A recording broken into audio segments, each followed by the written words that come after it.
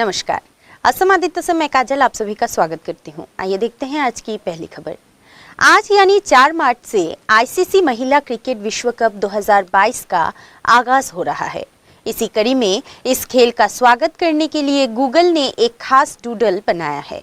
महिला क्रिकेट के इस बड़े टूर्नामेंट की शुरुआत का जश्न मनाने के लिए गूगल ने बड़ा ही प्यारा डूडल बनाया है, जिसमें महिलाएं मैच खेल रही हैं। आपको बता दें कि गूगल हर खास मौके को डूडल के जरिए सेलिब्रेट करता है।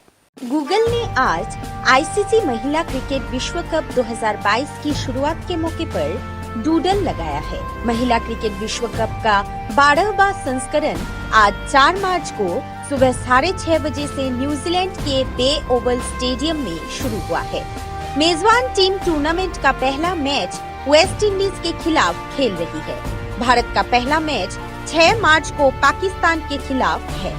आज के डूडल में 6 महिला क्रिकेटरों को बैकग्राउंड में दर्शकों की उपस्थिति में खेलते हुए दिखाया गया है। दुनिया का पहला अंतर्राष्ट्रीय क्रिकेट मैच 1844 में कनाडा और संयुक्त राज्य अमेरिका के बीच खेला गया था। पहला महिला विश्व कप टूर्नामेंट 1973 में आयोजित किया गया था, जिसे इंग्लैंड ने जीता था। आईसीसी महिला क्रिकेट विश्व कप 2022 में 8 टीमें एक दूसरे के खिलाफ मैदान पर उतरेंगी। टूर्नामेंट 2021 की शुरुआत में आयोजित किया जाना था, मगर कोरोना संक्रमण के चलते पैदा परिस्थितियों के कारण इसे स्थगित करना पड़ा। विश्व कप के मुकाबले 6 मेजबान शहरों ऑकलैंड, हैमिल्टन, तोरंगा, वेलिंगटन, डुनेडिन और क्राइस्टचर्च में खेले जाएंगे। ऑस्ट्रेलिया ने 6 बार महिला क्रिकेट विश्व कप ट्रॉफी जीती है, जबकि इंग्लैंड ने 4 बार टूर्नामेंट जीता है। News desk report, Assam Aditya. अब बढ़ते हैं अगली खबर की ओर। आज तिनसुकिया माकुम बाईपास के चांदमारी में एक जानलेवा सड़क हादसा संघटित हुआ है, जिसमें कि लोगों को गंभीर चोटें आई हैं। फिलहाल इन सभी को सिविल अस्पताल में भर्ती कराया गया है। माकुम से तिनसुकिया को जोड़ने वाली बाईपास में आज एक जानलेवा सड़क हादसा संघटित हुआ है। AS23M0321 नंबर वाले फोर्ड फिगो कार ने एक बैटरी रिक्शा को जोरदार टक्कर मारने की वजह से ही ये दुर्घटना घटी है। इस दुर्घटना में कई लोगों के घायल होने की भी खबर मिली है। फिलहाल घायल व्यक्तियों को तिनसुकिया सिविल अस्पताल में भर्ती कराया गया है। माकुम से ननी गोपाल दत्ता की रिपोर्ट, असम आदित्य। ऑस्ट्रेलिया के पूर्व दिग्गज विकेटकीपर बल्लेबाज रोड मार्श का निधन हो गया है। उन्हें एक हफ्ता पहले क्वींसलैंड में धर्मार्थ कार्यों के लिए पैसा जुटाने के लिए आयोजित कार्यक्रम के दौरान दिल का दौरा पड़ा था। मार्श 74 साल के थे।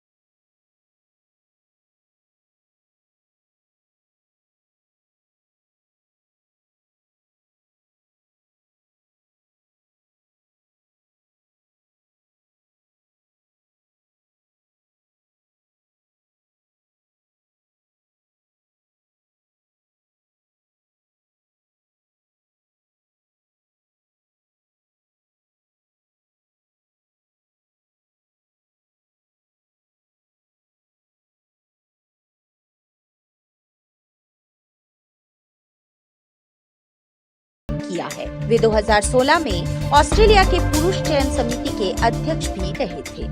News desk report, Assam Aditya.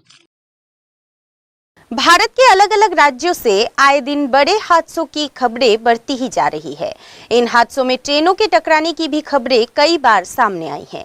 इस तरह के हादसों में कई लोगों के घायल होने या जान जाने का भी डर बना रहता है। इस बात को ध्यान में रखते हुए रेलवे ने उपाय के तौर पर स्वदेश निर्मित ट्रेन टक्कर सुरक्षा प्रणाली निर्मित की है।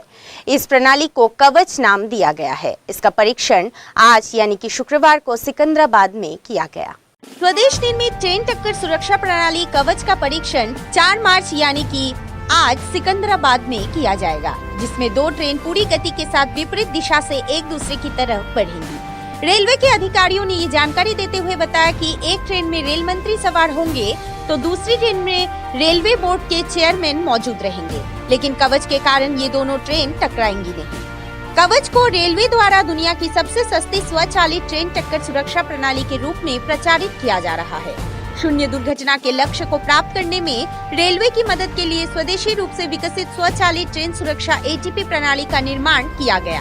कवच को इस तरह से बनाया गया है कि ये उस स्थिति में एक ट्रेन को स्वचालित रूप से रोक देगा जब उसे निर्धारित दूरी के भीतर उसी लाइन पर दूसरी ट्रेन के होने की जानकारी मिलेगी। वरिष्ठ अधिकारियों ने कहा कि इस डिजिटल प्रणाली के कारण मानवीय त्रुटियों जैसे कि लाल सिग्नल को नजरअंदाज करने या किसी अन्य खराबी पर ट्रेन स्वतः रुक जाएगी। अधिकारियों ने कहा कि कवच के लगने पर संचालन खर्च 50 लाख रुपए प्रति किलोमीटर आएगा, जबकि वैश्विक स्तर पर इस तरह की सुरक्षा प्रणाली का खर्च प्रति किलोमीटर करीब 2 करोड़ रुपए है। कवच प्रणाली में उच्च आवृत्ति के रेडियो संचार का उपयोग किया जाता है। अधिकारियों के मुताबिक कवच SIL 4 के अनुरूप है, जो किसी सुरक्षा प्रणाली का उच्चतम स्तर है। एक बार इस प्रणाली का शुभारंभ हो जाने पर 5 किलोमीटर की सीमा के भीतर की सभी ट्रेन बगल की पटरियों पर खड़ी ट्रेन की सुरक्षा के मद्देनजर रुक जाएंगी। कवच को 160 किलोमीटर प्रति घंटे तक की गति के लिए अनुमोदित किया गया है। वर्ष 2022 के केंद्रीय बजट में आत्मनिर्भर भारत पहल के तहत 2000 किलोमीटर तक के रेल नेटवर्क को कवच के तहत लाने की योजना है। दक्षिण मध्य रेलवे की जारी परियोजनाओं में अब तक कवच को 1098 किलोमीटर मार्ग पर लगाया गया है। कवच को दिल्ली मुंबई और दिल्ली हावड़ा रेल मार्ग पर भी लगाने की योजना है, जिसकी कुल लंबाई लगभग 3000 किलोमीटर है। News desk report, Assam Aditya. और अब समय है देश दुनिया के इतिहास में आज यानी कि 4 मार्च की तारीख पर दर्ज अन्य महत्वपूर्ण घटनाओं के बारे में बताने की। आज के दिन सन 1788 में कलकत्ता गजट का प्रकाशन शुरू हुआ था। आज इसे gazette of government of West Bengal के नाम से जाना जाता है। 1858 में ब्रिटिश अधिकारी JP वॉकर तकरीबन 200 कैदियों को लेकर कलकत्ता से अंडमान और निकोबार के लिए रवाना हुए थे। इन लोगों में ज्यादातर 1857 के विद्रोह के आरोपी थे। 1879 में लड़कियों को उच्च शिक्षा देने के लिए कलकत्ता में बैथुन कॉलेज की स्थापना हुई थी। ये ब्रिटेन से बाहर पहला महिला कॉलेज था। 1921 में हिंदी के लोकप्रिय साहित्यकार फणीश्वर नाथ रेणु का जन्म हुआ था। 1933 में फ्रैंकलिन डी रूजवेल्ट ने अमेरिका के 32वें राष्ट्रपति के तौर पर पदभार संभाला था। 1951 में नई दिल्ली में पहले एशियाई खेलों का आयोजन हुआ था। 1961 में भारत के पहले विमान वाहक पोत INS विक्रांत ने सेना के लिए अपनी सेवाएं देना शुरू किया था। 1975 में मुख्य सिनेमा के बेहतरीन अभिनेता चार्ली चैपलिन को 85 वर्ष की आयु में नाइट की उपाधि प्रदान की गई थी। अपने अनूठे हाव भाव और शारीरिक उछल कूद से कभी चेहरे पर मुस्कान तो कभी आंखों में पानी ला देने वाले सर चार्ल्स को देर से ही सही उनकी सशक्त अदाकारी का सम्मान मिला था। 1980 में जिम्बाब्वे के राष्ट्रवादी नेता रॉबर्ट मुगाबे के चुनाव में भारी जीत हासिल करने के बाद वो जिम्बाब्वे के प्रथम अश्वेत प्रधानमंत्री बने थे।